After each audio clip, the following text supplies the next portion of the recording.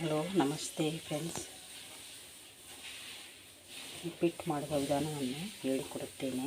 4 ಈರುಳ್ಳಿ, ಹಸಿಮೆಣಸಿನಕಾಯಿ 6, ಜೀರಿಗೆ ಅರ್ಧ ಸ್ಪೂನು, 1 ಚಮಚ ಸಾಸಿವೆ, 2 ಸ್ಪೂನ್ ಕಡಲೆಬೇಳೆ ಉದ್ದಿನಬೇಳೆ, ಒಗ್ಗರಣೆಗೆ ಕರಿಬೇವು, ಕೊತ್ತಂಬರಿ, ಟೊಮೊಟೊ 2, 1/4 kg ರವೆ. ಇದನ್ನು ಮಾಡುವುದು ಹೇಗೆ ನೋಡೋಣ ಬನ್ನಿ. ಮೊದಲಿಗೆ ಬಾಣಲೆ ಇಟ್ಟು 1 ಸ್ಪೂನ್ ಎಣ್ಣೆ ಹಾಕಿದ್ದೇನೆ. ಇದಕ್ಕೆ ರವೆಯನ್ನು ಹಾಕಿ ಚೆನ್ನಾಗಿ ಹುರಿದುಕೊಳ್ಳೋಣ. ಚೆನ್ನಾಗಿ ಎಷ್ಟು ಚೆನ್ನಾಗಿ ಹುರಿತೀವೋ ಅಷ್ಟು ಚೆನ್ನಾಗಿ ಉಪ್ಪಿಟ್ಟಾಗುತ್ತದೆ.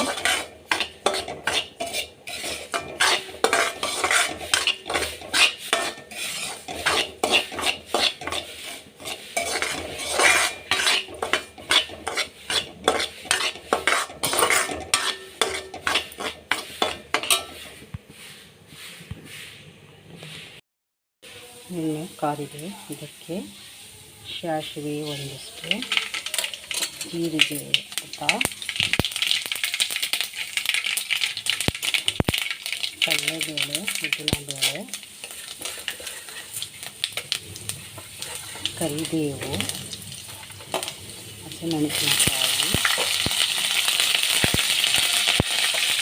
ಈರುಳ್ಳಿ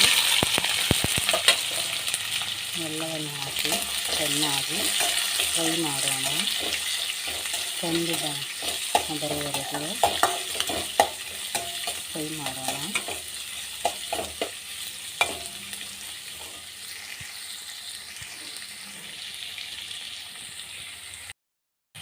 ನೋಡಿ ಚೆನ್ನಾಗಿ ಫ್ರೈ ಆಗಿದೆ.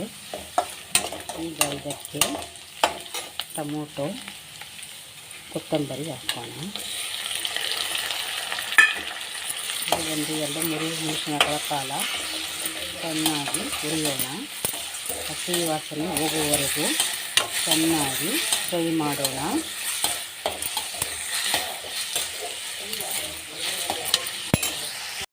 ನೋಡಿ ಟೊಮೊಟೊ, ಈರುಳ್ಳಿ, ಹಸಿಮೆಣಸಿನಕಾಯಿ ಎಲ್ಲವೂ ಚೆನ್ನಾಗಿ ಫ್ರೈ ಆಗಿದೆ. ಇದಕ್ಕೆ 3/4 ಬೌಲ್ ರವೆಗೆ 2 ಬೌಲ್ ನೀರನ್ನು ಹಾಕೋಣ.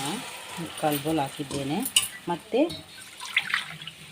3/4 ಬೌಲ್ ನೀರನ್ನು ಹಾಕೋಣ.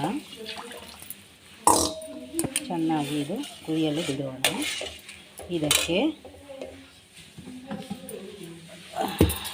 ರುಚಿಗೆ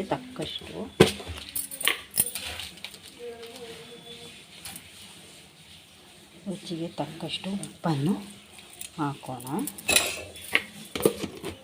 ಎಲ್ಲ ಚೆನ್ನಾಗಿ ಮಿಕ್ಸ್ ಆಗಿ ಚೆನ್ನಾಗಿ ಒಂದು 5-10 ನಿಮಿಷಗಳ ಕಾಲ ಚೆನ್ನಾಗಿ ಕುದಿಯಲು ಬಿಡೋಣ. ನೋಡಿ ಈಗ ಇದು ಚೆನ್ನಾಗಿ ಕುದಿಯುತ್ತಿದೆ. ನಾನು ಹಾಕಿರೋ ಉಪ್ಪು ಇದಕ್ಕೆ ಕರೆಕ್ಟಾಗಿದೆ. ಉಪ್ಪು ಎಲ್ಲ ಸರಿಯಾಗಿದೆ. ಇವಾಗ ಇದಕ್ಕೆ ರವೆಯನ್ನು ಹಾಕೋಣ.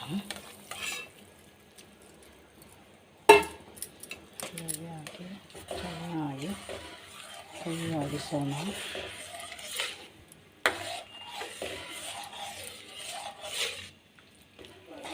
ಚೆನ್ನಾಗಿ ಕೈ ಆಡಿಸಿ 5 ನಿಮಿಷಗಳ ಕಾಲ ಮುಚ್ಚಿ ಬೇಯಿಸಿದರೆ ಉಪ್ಪಿಟ್ಟು ರೆಡಿಯಾಗುತ್ತದೆ. ನೋಡಿ ಈಗ ಉಪ್ಪಿಟ್ಟು ಚೆನ್ನಾಗಿ ರೆಡಿಯಾಗಿದೆ. ಒಮ್ಮೆ ಈ ರೀತಿ ಟ್ರೈ ಮಾಡಿ ನೋಡಿ. ನಾನು ಮಾಡಿರೋ ಉಪ್ಪಿಟ್ಟು ತುಂಬ ರುಚಿಯಾಗಿದೆ. ನೀವು ಮಾಡಿ ನೋಡಿ. ಉಪ್ಪಿಟ್ಟು ರೆಡಿ